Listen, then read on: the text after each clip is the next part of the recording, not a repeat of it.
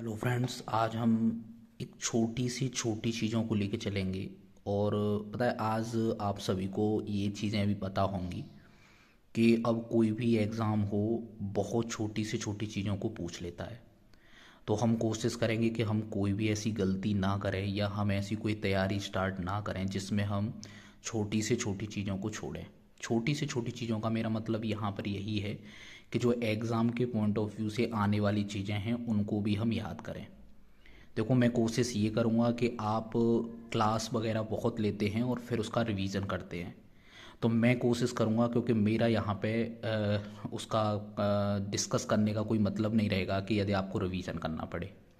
तो मैं कहीं ना कहीं बहुत सी चीज़ें ऐसी लिंक करूँगा, बहुत सी चीज़ें ऐसी ट्रिक से आपको समझाने की कोशिश करूँगा कि वो आपके माइंड में ऐसी बैठ जाएं और आपको ऐसे माइंड में सेट हो जाएं कि आप एग्ज़ाम हॉल में बैठें, तो जब वो क्वेश्चन आए तो कहीं ना कहीं वो चीज़ जो मैंने आपको लिंक की है वो आपके माइंड में पहले से ही चीज़ें कनेक्ट हो जाएं।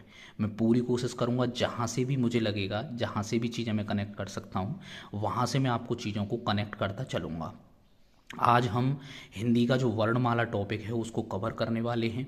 फ्रेंड्स, मैं बहुत सी चीज़ों को समझाने के लिए अपने इस नोट्स पर लिखूंगा नहीं। मैं साइड से अगर चीज़ों को मुझे लिखना होगा तो मैं यहाँ से आपको समझा दूंगा कैसे कैसे चीज़ें होती हैं। तो शुरू करते हैं वर्णमाला, क्योंकि हर एग्ज़ाम अब हिंदी की जहाँ जहाँ पूछा जाती है, जहाँ जहाँ हिंदी पूछी जाती है, तो वर्णमाला से भी क्वेश्चन बहुत सारे बन जाते हैं और मैं आपको बताता भी चलूँगा कि कहाँ से क्वेश्चन पूछने की ज़्यादा संभावनाएं रहती हैं। तो फ्रेंड्स, सबसे पहले हम वर्णमाला, देखो एक एक पॉइंट को आप समझेंगे और मैं जैसे बताऊंगा उसे आप बिल्कुल समझते चलेंगे और उस चीज़ को अप्लाई करते रहेंगे। सबसे पहले हम वर्णमाला की बात करते हैं। तो देखो, वर्णमाला सबसे पहले जो है वर्णमाला लिखा आपने। और जो वर्णमाला होता है ना, ये वर्णमाला जो होता है, देखो वर्णों, जिस तरीके से एक फूल माला जो होती है वो फूलों से मिलकर बनी होती है, मतलब एक एक फूल से मिलकर एक फूल की माला बनाई जाती है, ऐसे ही जो वर्णमाला होती है वो वर्णों से मिल मिलकर एक वर्णमाला बन जाती है। तो इसकी जो डेफिनेशन बन जाती है वो यही बन जाती है कि वर्णों के व्यवस्थित समूह को हम वर्णमाला कहते हैं। क्लियर है पॉइंट? आगे चलते हैं। फ्रेंड्स, बहुत जगह अक्षर और वर्ण में फ़र्क करने के लिए आ जाता है, या फिर ऐसा कुछ एग्ज़ाम क्वेश्चन बना देता है जिसमें हमें अक्षर और वर्ण की बेसिक नॉलेज होनी चाहिए, और जो हमें नहीं होती है। क्यों नहीं होती है? कि हम इसे बहुत छोटी चीज़ मानते हैं। इसलिए हमें अक्षर और वर्ण में भी अंतर पता होना चाहिए। देखो, अक्षर और वर्ण में अंतर क्या होता है? जैसे हमने कोई भी वर्ड बोला, जैसे आप बोल के देखेंगे, अगर आप कोई भी वर्ड बोलते हैं और वो क्या होता है, जब वो वर्ण बोलोगे आप तो वो आकाश में जो ध्वनि जाती है, आप कोई भी वर्ड बोलोगे एक ध्वनि निकलेगी कि नहीं निकलेगी? जब वो ध्वनि आकाश में जाती है तो वो उस समय क्या होती है? अक्षर होती है।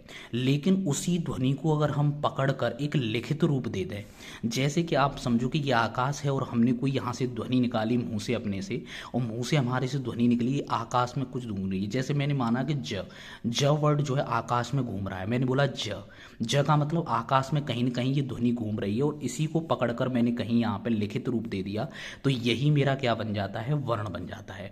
जब तक ये आकाश में घूम रही थी तो क्या थी? ये ध्वनि थी। लेकिन जैसे ही मैंने इसे पकड़कर लिख दिया तो ये क्या बन गई? हमारी वर्ण हो गई। तो यहाँ पे डेफिनेशन से हम समझते हैं, तो यहाँ पे लिखा हुआ है कि अक्षर वो होता है जो ध्वनि मुख से निकलकर आकाश में व्याप्त हो जाती है, उसी को हम क्या कहते हैं? अक्षर कहते हैं। लेकिन वर्ण वो होता है जो मुख से निकली हुई ध्वनि जो होती है उसको लिखित रूप देना ही क्या हो जाता है? वो हो जाता है आपका वर्ण। देखो, यहाँ से ये दो क्वेश्चन पूछे गए हैं, डायरेक्ट जैसे लिखे हैं वैसे ही पूछे गए हैं, तो इनको अब हमें समझने में कोई दिक्कत नहीं होगी। जैसे यहाँ पे लिखा है कि भाषा की जो सबसे छोटी लिखित इकाई, देखो लिखित बोल रहा है, क्या बोल रहा है यहाँ पे? लिखित बोल रहा है। तो लिखित का मतलब क्या हो गया? वर्ण।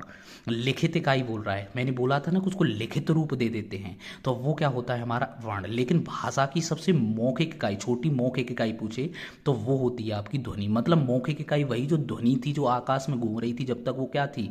आपकी अक्षर थी, मतलब वो ध्वनि थी।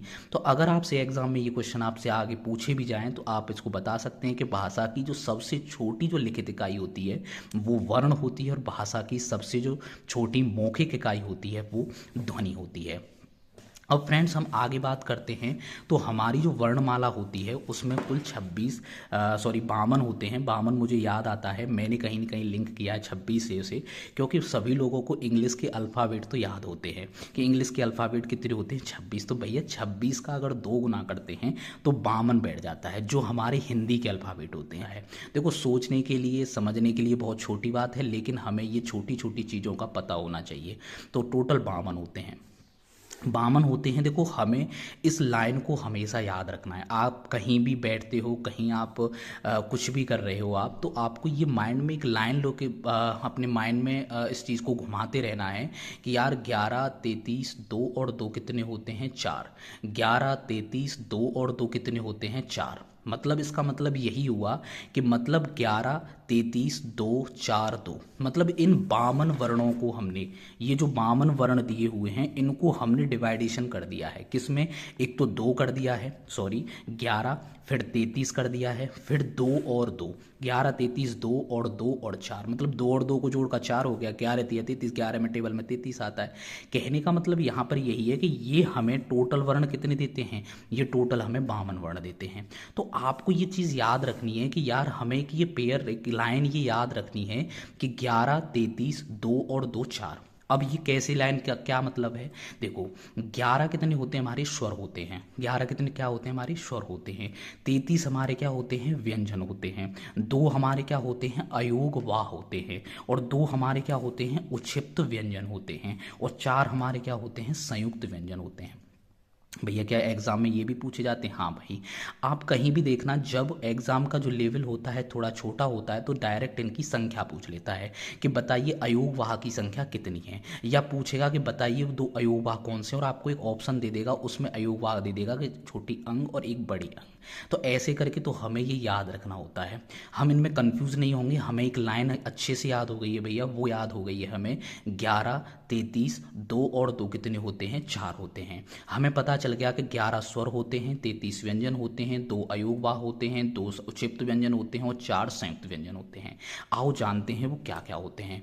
देखो 11 स्वर आपके सामने लिखे हैं, आप इनको याद कर सकते हो, इसमें कोई ट्रिक नहीं है। स्वर का मतलब क्या है, छोटे अ से आप शुरू करेंगे और कहाँ तक जाएंगे, बड़ी ओ तक जाएंगे। कहाँ तक जाएंगे, बड़े ओ तक जाएंगे। अगर आप व्यंजन का देखेंगे तो क वर्ग, आप देखो सभी पढ़े होंगे, जिन्होंने थोड़ी बहुत हिंदी पढ़ी होगी तो आप जानते होंगे कि जो क वर्ग होता है उसमें 4 5 5 का पेयर होता है, वो का ख ग घ ड ऐसे करके। ऐसे ही च वर्ग होता है, ट वर्ग होता है, त वर्ग और प वर्ग होता है। तो ये 5 5 का पेयर होता है। क वर्ग में 5 होते हैं, च वर्ग में 5 होते हैं, ट वर्ग में, ऐसे ही ये 25 तो व्यंजन ये हो जाते हैं। और इसमें एक यर लव हस्त व्यंजन हो जाते हैं, और स स सह ये आपके ऊष्म व्यंजन हो जाते हैं। तो ये इस मिलाकर टोटल कितने हो जाते हैं, टोटल कितने हो जाते हैं 33 हो जाते हैं। 2 अयोगवाह मैंने बता दिया आपको, छोटी अंग और बड़ी अंग 2 अयोगवाह होते हैं। 4 आपके संयुक्त व्यंजन होते हैं, छत्र गया और श्री वाला जो होता है, ये किससे मिलकर बने होते हैं, हम आगे इसको डिस्कस करेंगे। आप जानते होंगे क और स से मिलकर बना होता है, ये त और र से मिलकर बना होता है। यह ज से कटु जो होता है, कटुई पणा जो बोलते हैं हम उसको, उसे बोलते हैं, ड बोल देते हैं इसको। और स को और र से मिलकर बना होता है, और ये ड और ड होता है। ठीक है, ये उच्छिप्त व्यंजन होते हैं। यहाँ पे 2 विंदी रखी होती है, याद रखना फ्रेंड्स, ये उच्छिप्त व्यंजन होते हैं। अगर विंदी नहीं होगी तो वो उच्छिप्त व्यंजन नहीं कहलाएगा। इसे आगे हम समझ लेंगे। देखो ये पार्ट आपके लिए इंपॉर्टेंट नहीं है, मैंने लिख लिया है, ये ना एग्जाम में पूछा गया, बस आपको समझने के लिए आप इसको पढ़ लेना है, इसलिए यहाँ पे हम इसको डिस्कस नहीं करेंगे। आपको इतना समझ लेना है कि हिंदी भाषा की जो लिपि है वो आपकी देवनागरी होती है, नागरी। आपको बहुत छोटा लगेगा लेकिन ये भी एग्जाम में पूछा गया है कि हिंदी भाषा की जो लिपि होती है देवनागरी। एक बार पूछा गया है कि देवनागरी, वहाँ ऑप्शन ही नहीं था, क्या दिया हुआ था, नागरी दिया था। तो आपको कन्फ्यूज़ नहीं होना है कि आपको याद रखना है कि देवनागरी आ सकता है या फिर आपका नागरी भी आ सकता है। देखो फ्रेंड्स, अगर मैं यहाँ से आगे की बात करता हूँ तो यहाँ पर स्वर जो होते हैं उनका भी भैया वर्गीकरण करते हैं। हाँ भाई, देखो स्वरों का वर्गीकरण भी कई टाइप से किया जाता है, जिसमें सबसे पहला आ जाता है मात्रा के आधार पर। भैया मात्रा के आधार पर ऐसा कुछ पूछा जाएगा? नहीं पूछा जाएगा। पूछा ये जाएगा कि ये बताओ कि ह्रस्व स्वर कौन से होते हैं, या ह्रस्व स्वर कितने प्रकार के होते हैं, या फिर पूछा जाएगा दीर्घ स्वर क्या होते हैं। देखो सबसे बड़ा तो यहाँ पे इंटरेस्टिंग पार्ट ये आ जाता है कि एक एग्जाम में न तो ह्रस्व स्वर दिया गया था, न लघु स्वर पूछा गया था, ये पूछा गया था एक मात्रिक जो स्वर होते हैं उनकी संख्या कितनी होती है। इसलिए फ्रेंड्स आपको ये तीनों ही आपको वर्ड याद रखने हैं कि जो स्वरों का वर्गीकरण करते हैं हम, जो मात्रा के आधार पर करते हैं, वो 3 टाइप से करते हैं। भैया कौन कौन से, एक ह्रस्व स्वर होता है, एक दीर्घ स्वर होता है और एक प्लुप्त स्वर होता है। ठीक है भैया, हमें प्लुप्त स्वर से कोई मतलब नहीं होता। क्यों भैया? क्योंकि ये नए एग्जाम में पूछा जाता है। बस इतना आपको याद रख लेना है कि प्लुप्त स्वर वो होते हैं, एक संस्कृत टाइप के से वर्ड होते हैं, उन्हें हम प्लुप्त स्वर कहते हैं। मतलब भैया यही है कि जिनको बोलने में 3 गुना समय लगता है इनके अकॉर्डिंग। अगर इनके अकॉर्डिंग देखा जाए तो इनको बोलने में 3 गुना समय लगता है। भैया कैसे गुना समय लगता है? जैसे एक वर्ड है ओम, ये आपका प्लुप्त स्वर होता है। क्या भैया ये एग्जाम के पॉइंट ऑफ व्यू से इम्पोर्टेंट है? नहीं है। बस आपको इसकी समझ होनी चाहिए कि जितने भी संस्कृत के वर्ड जो यूज़ होते हैं वो आपके प्लुप्त स्वर के अंतर्गत आते हैं। जैसे कि उनमें से एक ओम है। भैया ये दर्शन चिन्ह क्या है? ये दर्शन चिन्ह इसका जो 3 के आकार का जो बना हुआ है ना, जो ओम में आपको दिखाई दे रहा है ये वाला, ये इसका दर्शन चिन्ह होता है। ये भी इसलिए मेंशन किया है कि ये भी एक एग्जाम में पूछा गया है, जो बहुत डीप से पूछा गया था। इसकी बात करते हैं हम ह्रस्व स्वर की। भैया ह्रस्व स्वर इतने नाम क्यों लिखे हैं? भैया ये तीनों नाम से आता है। ह्रस्व स्वर के नाम से भी आता है, लघु स्वर के नाम से भी आता है और एक मात्रिक स्वर के नाम से भी पूछा जाता है।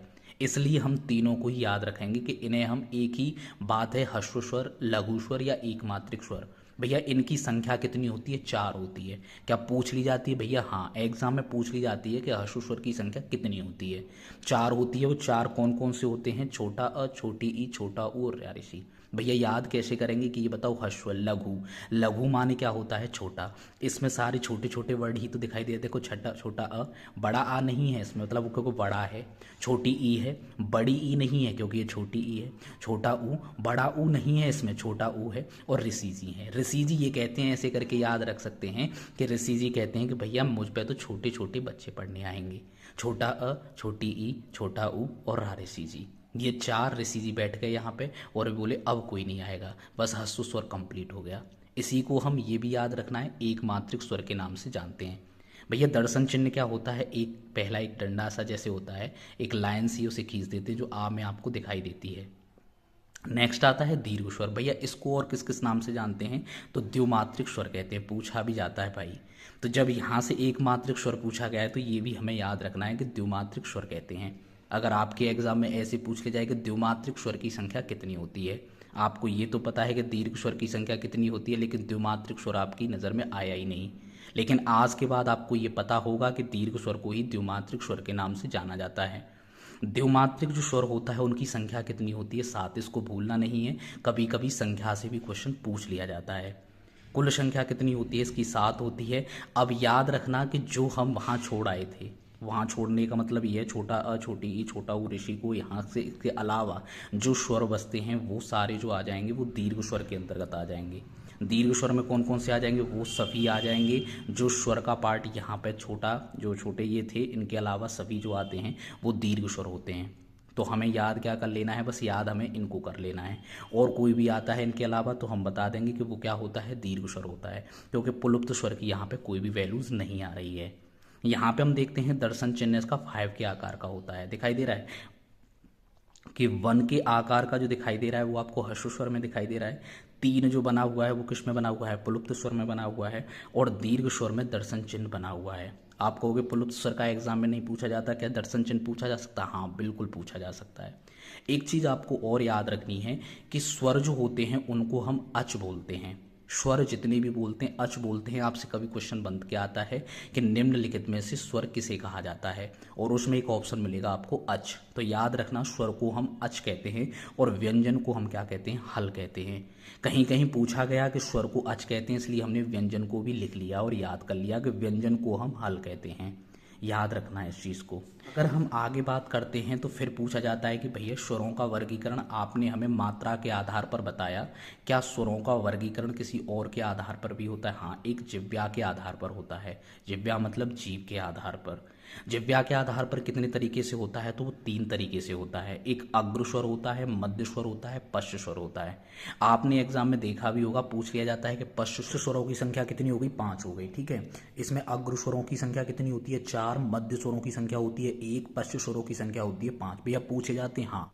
हमने देखा कि जिह्वा के आधार पर अगर हम स्वरों का वर्गीकरण, भैया स्वरों का वर्गीकरण आपने एक बताया हमें मात्रा के आधार पर, अब आप दूसरा बता रहे हो जिह्वा के आधार पर। भैया स्वर वही थे जो 11 थे, हाँ भैया, उन 11 को हम किस किस मात्रा के आधार पर उनका वर्गीकरण करते हैं वही बता रहे हो भैया? हाँ वही बता रहा हूँ। ये स्वर 11 थे तो आपने एक मात्रा के आधार पर वर्गीकरण किया, हाँ। अब आप बता रहे हो हमें कि जिह्वा के आधार पर जो है स्वरों का वर्गीकरण किस तरीके से होता है। हाँ भैया, भैया ये 3 तरीके से होता है, बिल्कुल। सबसे पहले होता है अग्र स्वर, एक होता है पश्च स्वर और एक होता है मध्य स्वर।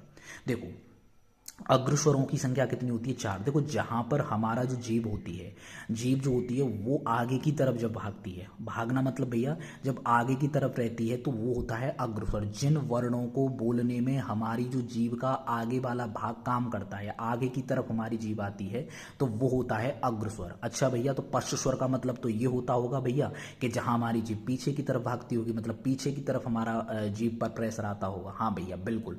देखो आप अभी बिल्कुल माइंड से निकालें इन चीज़ों को। आप कभी भी एक मिरर के सामने देखना, जब इसका रिवीजन करने बैठें, जब आप उसको रिवाइज करें तब देखना, और मिरर के सामने देखना कि जब आप अग्र स्वरों को देखते हैं कि अग्र स्वर भैया 4 होते हैं, और वो कौन कौन से होते हैं? छोटी ई बोलोगे ना, ई, बड़ी ई, छोटी ए, बड़ी ए, तो आप देखोगे कहीं ना कहीं आपकी जीभ का जो आगे वाला हिस्सा काम करता है और आगे की तरफ भागने की उसकी कंडीशन सी रहती है, ठीक है। तो आपको ये देखना है कि अग्र स्वर जो होते हैं 4 होते हैं। जो याद कर लेते हैं वो तो ठीक है, डायरेक्ट छोटी बड़ी छोटी बड़े ये हो जाएगा, लेकिन मैं बता रहा हूँ समझाने के बेस पे। अगर पश्च स्वर को देखते हैं तो पश्च जो जीभ जो होती है वो पीछे की तरफ भागती है, जैसे कि बड़ा आ मतलब पीछे की तरफ, छोटा ऊ मतलब कहीं ना कहीं हम पीछे की तरफ, मतलब अगर जो याद कर सकते हैं तो सिंपल है, आप छोटी से याद कर सकते हो कि अग्र स्वर 4 होते हैं, पश्च स्वर 5 होते हैं। तो छोटा जहां पर बोला भी उसने कि जीभ के अगले हिस्से से उच्चारित किए जाते हैं, और पश्च स्वर वो होते हैं जो जीभ के पिछले हिस्से से आते हैं, ठीक है। अब मध्य स्वर केवल एक ही होता है और वह होता है छोटा अ। ये कहीं ना कहीं मध्य में जाके इसका जो है स्वर निकलता है, तो मध्य स्वर वो होता है जहाँ जीभ के मध्य हिस्से से जो भाग होता है, तो छोटा अ है वो, उसे उदासीन स्वर भी कहा जाता है। उदासीन स्वर पूछा गया था तो यहाँ पर मध्य स्वर नहीं पूछा गया था, एक में बोला गया तो उदासीन स्वर कौन सा है, तो वहाँ पे छोटा अ बताया गया था, ठीक है। तो ये आपको क्लियर हो गया होगा कि जिह्वा के आधार पर हमने अभी तक हमने देखा, तो हमने मात्रा के आधार पर स्वरों का वर्गीकरण देखा, अब हमने ये देखा तो जिह्वा के आधार पर जो है वर्गीकरण देखा, ठीक है। इसके बाद देखो बहुत सी चीज़ें ऐसी हैं जो मेरे नोट्स में आपको मेंशन होंगी, लेकिन उसमें कुछ इंपॉर्टेंट पार्ट नहीं है, और इम्पोर्टेंट समझने के बेस पर मैंने वो चीज़ें लिख रखी हैं, तो मैं उनको डिस्कस नहीं करूँगा, और कि आप पढ़ सकते हैं उन चीज़ों को, तो मुझे बिना समझाने के अलावा भी, मतलब मैं समझाऊंगा नहीं तब भी वो आपकी चीज़ें क्लियर हो जाएंगी अगर आप पढ़ लोगे तो। वही चीज़ मैं डिस्कस करूंगा जो चीज़ें बहुत ही इंपॉर्टेंट है। देखो फिर मैं एक बात आपसे कहता हूं कि मैं उस पर बहुत ज़्यादा ताकत कर लगाऊंगा, वहाँ मैं बहुत ज़्यादा वर्क करूंगा, वहाँ पे मैं चीज़ों को कनेक्ट करूंगा जो इंपॉर्टेंट है एग्जाम के लिए बहुत सारी, तो वहाँ पे मैं उसको बिल्कुल भी स्किप नहीं करूंगा, और वो कहीं ना कहीं ऐसा कनेक्ट करने की कोशिश करूंगा कि वो आपके माइंड में फिट हो जाए, और ऐसी फिट हो जाए कि आपको जब एग्जाम में आप जाओ तो आपको वो चीज़ें याद आने लगे डायरेक्ट जो है। देखो आप देखेंगे यहाँ पे कि भैया र का जो रेफ रूप होता है, ये थोड़ा सा आप ध्यान रखना कि र का रेफ रूप जो होता है आधा होता है। देखो र का रेफ रूप जो होता है ये जैसे कर्म है धर्म है, मतलब ये जो आगे ऊपर उड़ रहा है ना, ये रेफ रूप है इसका, र का इसे क्या कहते हैं? रेफ रूप कहते हैं। अगर हम र का रेफ रूप ही आधा र लिखें, तो देखो आधा र लिखने के लिए मैं आपको बताऊं कि आधा अगर र लिखोगे तो आप र के नीचे क्या लगा देते हो? आप र के नीचे आप हलंत लगा दोगे, ऐसे लिखोगे, और उसके नीचे नीचे हलंत जब लगा दोगे तो वो हो जाएगा र का आधा। जैसे ज है तो ज को हम आधा ऐसे लिखते हैं, तो र को जब आधा लिखेंगे तो इसको ऐसे लिख देते हैं। तो र का जो रेफ रूप है, जैसे हमने कर्म लिखा, तो अगर बोले कि भाई इसका आधा रूप कैसे लिखेंगे, तो ऐसे करके हम उसका र को लिख सकते हैं, तो वो होता है र का रेफ रूप। तो ये कह रहा है कि र का रेफ रूप जो होता है वो क्या होता है आपका?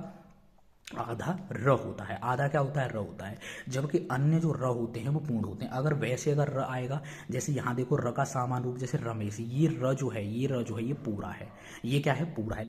अब आता है देखो जो र का रेप रूप होता है वो आधा र होता है, जबकि अन्य र होते हैं, जैसे ये आपने बताया कि रमेश जो है र, ये पूर्ण जो होता है, ये आपका र जो है पूर्ण होते हैं, ठीक है। ये रेप रूप ही आपका क्या है? जो आधा होता है। भैया आपने हमें स्वर का जो वर्गीकरण बताया था वो मात्रा के आधार पर बताया, दूसरा हमें जिह्वा के आधार पर बताया, भैया अब तीसरा जो हम बता रहे हैं आपको वो बता रहे हैं मुख खुलने के आधार पर। भैया तीसरा जो होता है मुख खुलने के आधार पर भी स्वरों का वर्गीकरण करते हैं। हाँ भैया, स्वर तो वही होते होंगे 11, उन्हीं का हम अलग अलग चीज़ों से वर्गीकरण कर रहे हैं। मात्रा के आधार पर वर्गीकरण किया, जिह्वा के आधार पर किया, अब जो है मुख खुलने के आधार पर इसका वर्गीकरण कैसे करते हैं। देखो, ये मुख खुलने के आधार पर पूछा जाए या नहीं पूछा जाए, लेकिन ये जरूर पूछा जाता है कि बताओ विवृत स्वर की संख्या कितनी होती है। तो आप बताओगे 1 होती है, उसमें ऑप्शन दिए होंगे। या फिर ये पूछा जा सकता है कि विव्रत स्वर कौन सा होता है, सव्रत स्वर कौन सा होता है। तो ये जरूर पूछे जाते हैं। हम जरूर उनको एक कैटेगरी में रख के बातें कर रहे हैं, लेकिन हमें पूरी चीज़ों को देखना है। तो यहाँ से अब आगे की जो वीडियो है हम अगले पार्ट में देखेंगे। पहले पार्ट में हमने यहीं तक रखा और शायद दूसरे पार्ट में हम पूरा इस वर्णमाला के टॉपिक को कवर कर चुके होंगे। इसी तरीके से आप कमेंट करना न भूलें और मुझे बताएं कि क्या चीज़ हमारी अभी इसमें और हमें अच्छे से करनी चाहिए, और क्या आपको अच्छा लगा आप कमेंट करके मुझे ज़रूर बताइए। और अगर आपको ये वीडियो अच्छी लगी हो तो लाइक कीजिएगा और अपने इस प्यारे से चैनल को आप सब्सक्राइब करना न भूलें। धन्यवाद।